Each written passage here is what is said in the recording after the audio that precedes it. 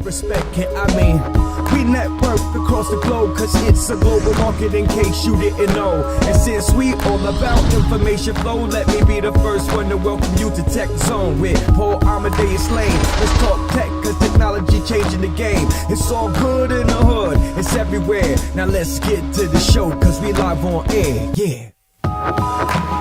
Welcome back to our third and final segment of the Tech Zone. I am your czar of technology, Paul Amadeus Lane. By order of an executive order, I am the czar. Isn't that right, Sean? Welcome back to the show.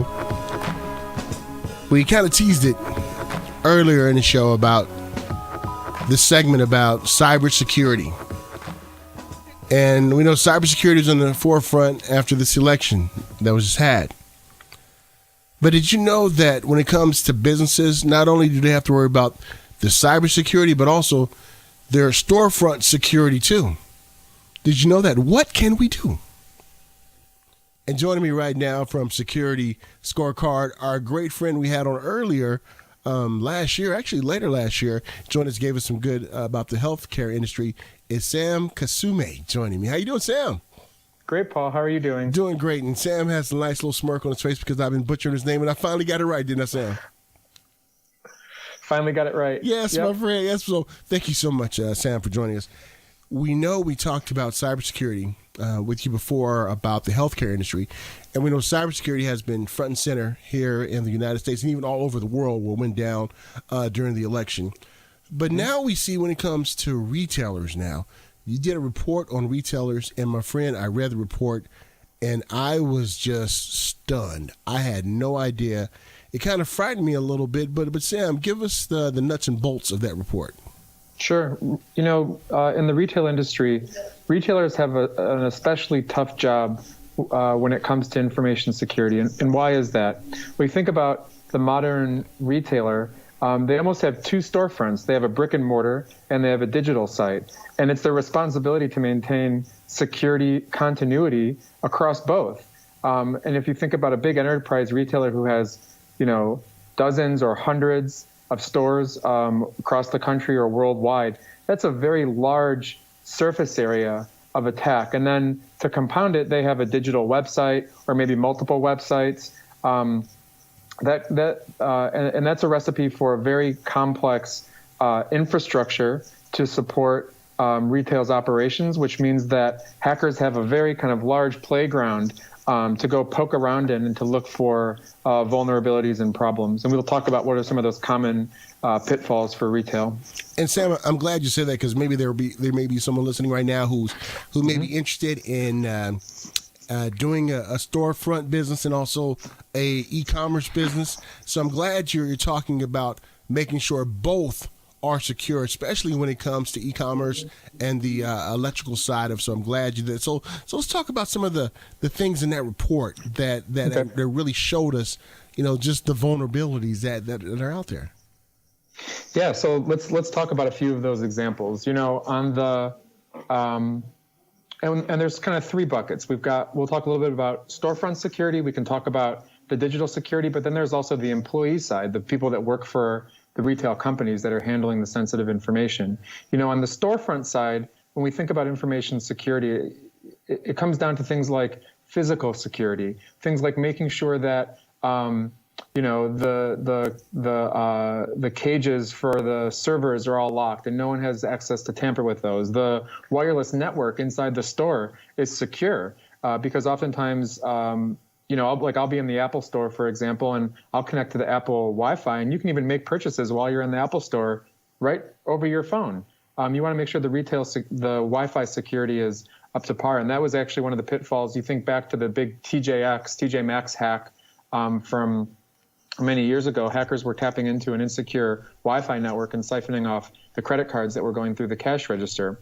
And then you have the website. Now the challenge with the website is you've got millions of people visiting. They're also putting in sensitive payment information or order information, and hackers are out there trying to trick consumers through all sorts of various techniques, spinning up fake websites, maybe I try to go to Macy's.com, Macys, but maybe I flipped 2 of the letters around accidentally because I was typing too quickly. And I don't realize that I flipped those letters around, and a website loads up and it looks just like Macy's. And you know what? I start shopping on it. Maybe I even log in with my Macy's account and make a purchase, not realizing that I was duped, that I was directed to a site that was intentionally designed by malicious actors to look, act, feel and give me a parallel experience to the authentic Macy's site.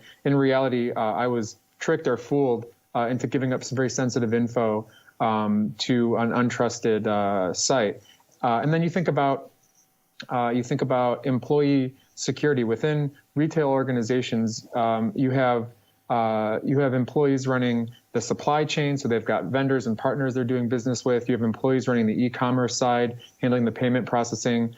There's a lot of touch points within a retail organization where there are employees handling sensitive or confidential information. And confidential information, like I said, isn't just the credit card payment info, but it's also my order history. There are,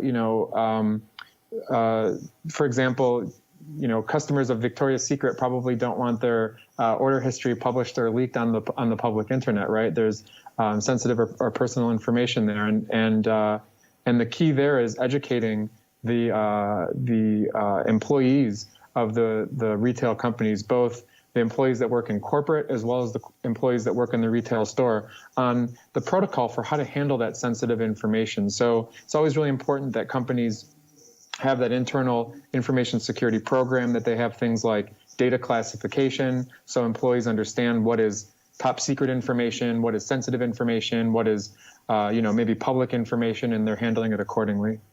Sam, I'm glad you brought this up because I was looking over some information in the report, and one of the things that kind of just blew me away is that how their compliance that companies need to be in, and they're not in compliance with certain things. Yep. Who is the watchdog that's supposed to watch that to make sure that they are in compliance and that they are making our information secure and make sure these things don't happen? That's a great question. So for any company that stores, processes, or transmits credit card information, there's a regulatory compliance body, and they're called the PCI, which stands for Payment Card Industry. So all of the payment card companies, your Visas, MasterCard, Amex, they all came together and they formed sort of a consortium, and they formed a list of about 250 controls that companies who are handling credit card information have to abide by. They're security controls, physical security as well as digital security. And any company that's handling credit card information is responsible for making sure that every single one of those 250 controls, they're checking the box on every single one of those every single year. And to answer your question, who's responsible? Companies have to hire an external auditor to come on site, especially the big companies processing over 1 million credit card transactions a year. It's mandated. They must have an external third-party auditor come on site and make sure all of the boxes are checked. Now, where that can get tricky is, well, there's this common saying, right? You're only as strong as your weakest link.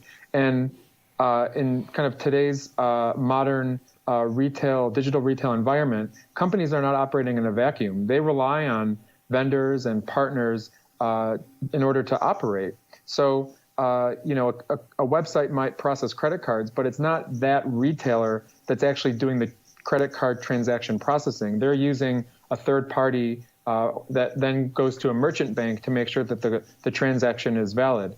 So when an auditor comes in, they're going to ask the question, is this company checking the 250 boxes, but also are all of your vendors and partners and supply chain dependencies that handle the credit card information, are they also checking those 250 boxes? Are they also in compliance? And that's where it can become an incredibly challenging and complex exercise to certify. And then you have to do that on an annual basis.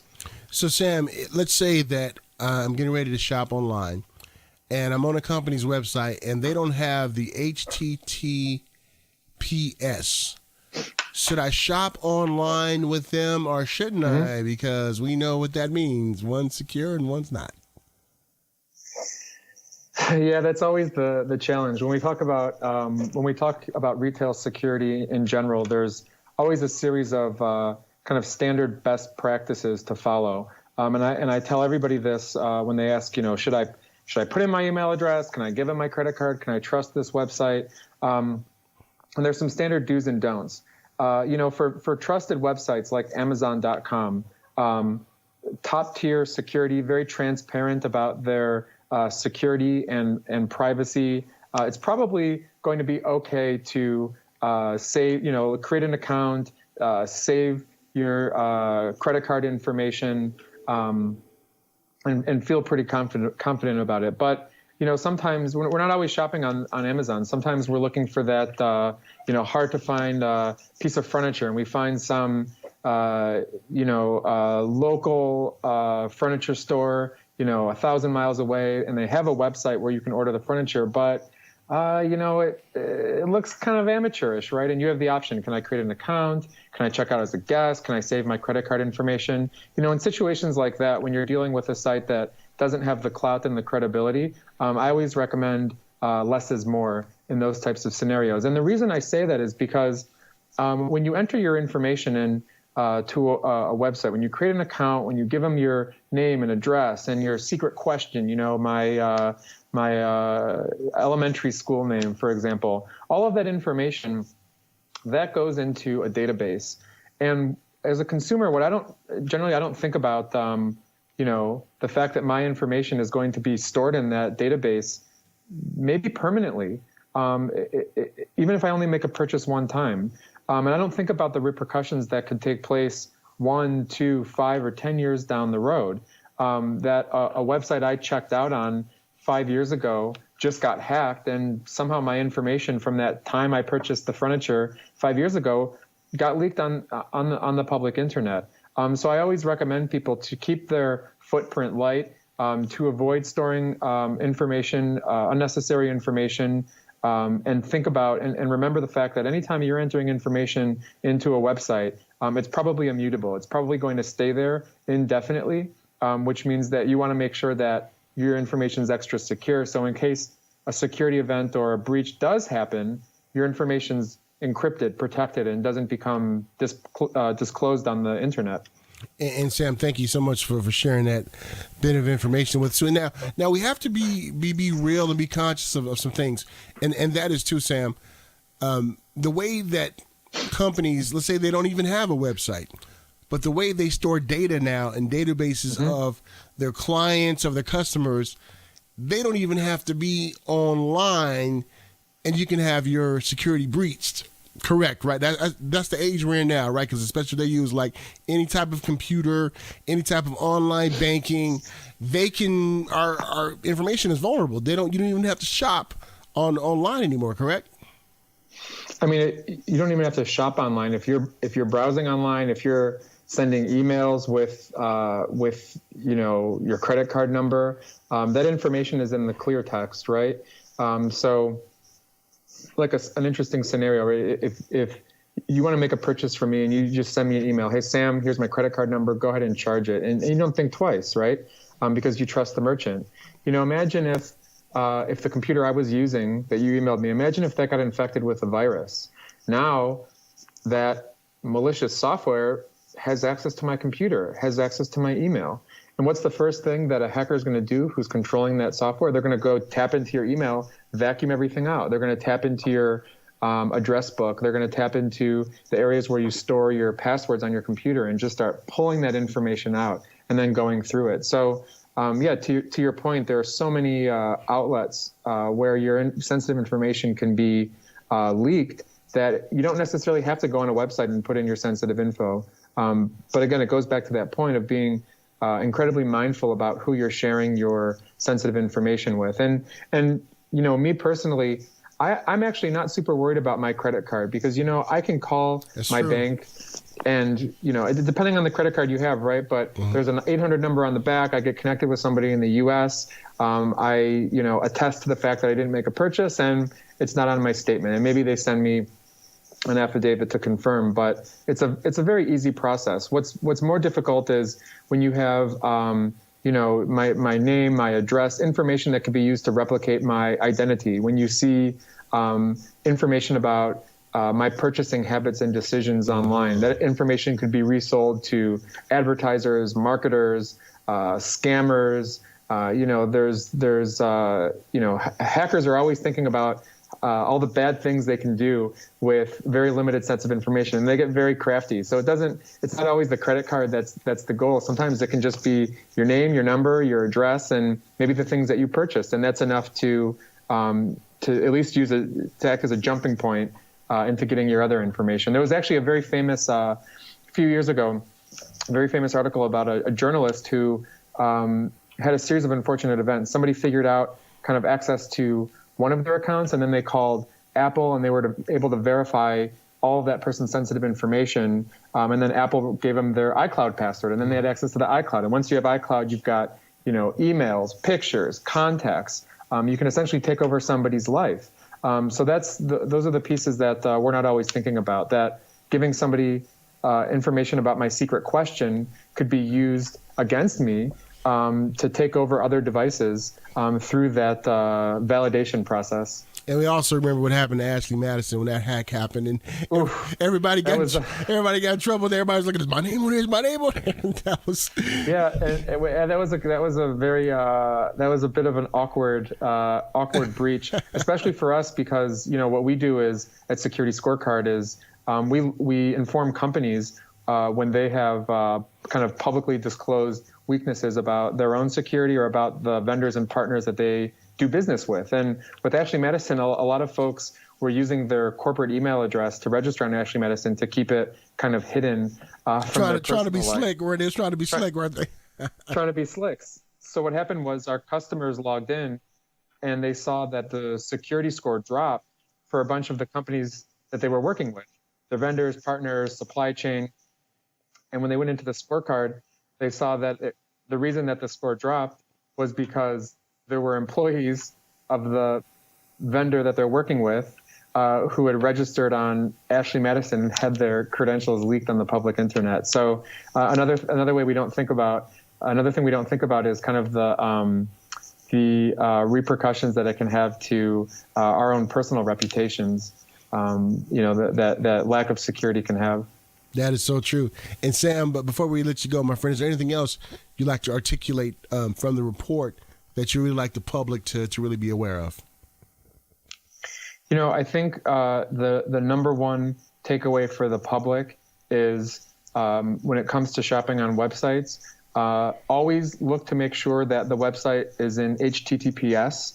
That means that the information that you're sending is going over a secure channel. When you're shopping on a website, when you look at the browser bar and look at the website URL, you should see not HTTP, but you should see HTTPS. That's step one. You make sure the website is secure. Make sure you typed in the right website.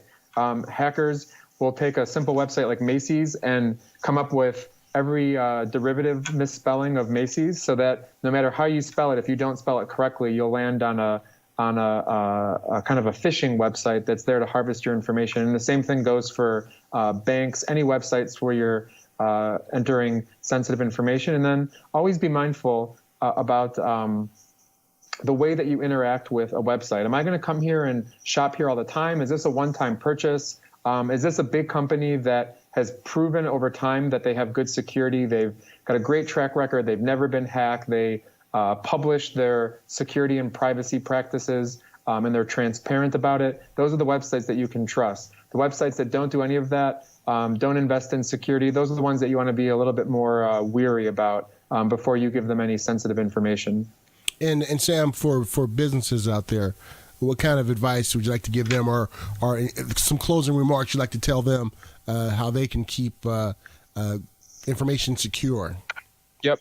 If you're a business, especially in the retail industry, I think the number one most effective control, and this is my own personal opinion, but also coming from years of information security experience, the number one most impactful control actually doesn't cost you much money. It's nothing you have to purchase. It's education. Starting off by educating the people around you, your peers, your colleagues, your employees, your executive team, making sure that you have buy-in for security program from the top down, that your executives understand the importance of security, they understand the risk of not investing in security, and then investing in creating materials to help educate your colleagues on why security is important, the things that they should care about, why creating a strong password is important, why not emailing around sensitive files is important, why making sure that we do security due diligence before we sign on a new vendor is important. So we know that we can trust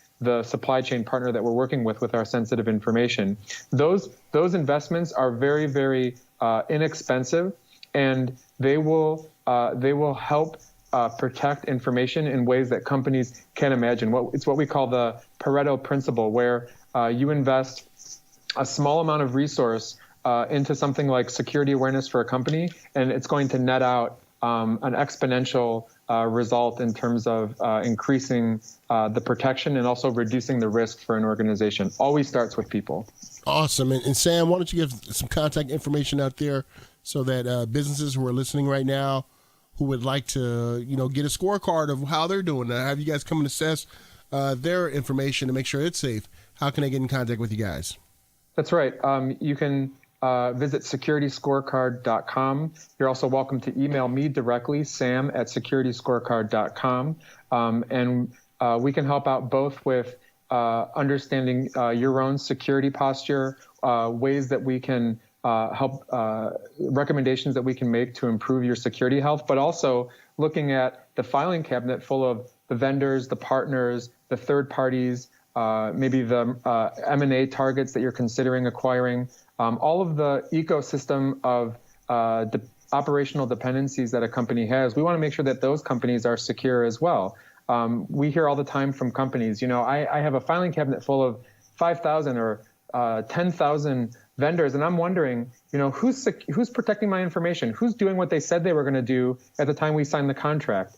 Who is violating the security clause in the contract? Who maybe is at high risk of a breach, and I don't even know it, and they have my sensitive information? And we help companies uncover where some of those risks live so that they can collaborate with their partners and hold them accountable to make sure that the partner is at least as diligent as the company is in protecting that sensitive info. Well said, my friend Sam. It's great catching up with you, and I look forward to talking to you later on in the year with some more report cards that you guys are going to have. Now, what's the next, industry you guys are going to be talking about next? Ooh, that's a really great question. Inquiry minds want to know, right?